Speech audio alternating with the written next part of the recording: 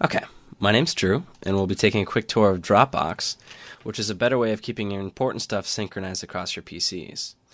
And what makes Dropbox different is that it just works, meaning that there's no complicated setup or configuration. And if you're familiar with development tools, Dropbox is kind of like taking Subversion and rsync and making them easy to use. So here we'll walk through a concrete example. And so I just got a new laptop, and I've got some important files on my desktop that I like to keep synchronized across both machines.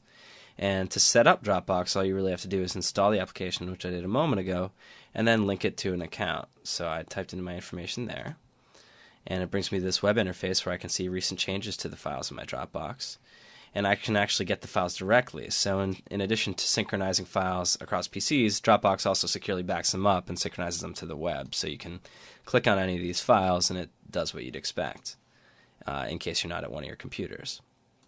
And as far as the Windows interface, it looks like a normal Windows folder except for these green and blue icons indicating whether or not the file's up to date.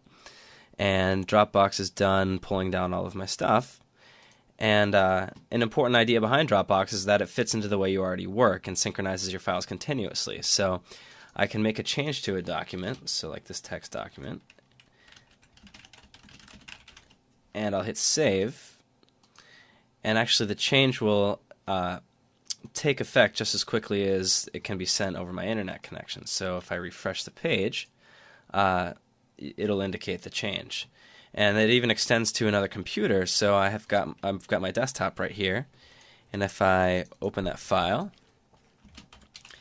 I can make a change on my desktop and have it reflect on my laptop. So I'll do that on my desktop here. And when I come back to my laptop, you'll notice there's this notification indicating that the file's been changed, and when I reopen the file, you'll notice this text has changed, and here's a change for my desktop. And likewise, the web interface will change.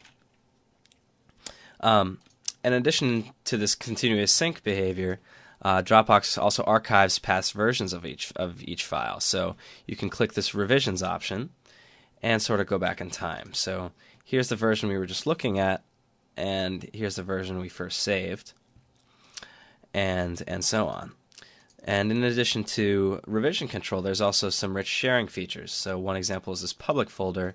And every file in your public folder, you just save it there, and it gets an internet link associated with it. So I'll do that one more time. You can copy any link location of a file in your public folder, and you can put this in an IM window or send it in an email as opposed to clogging someone's email box with a huge attachment. And so it works with files of any size.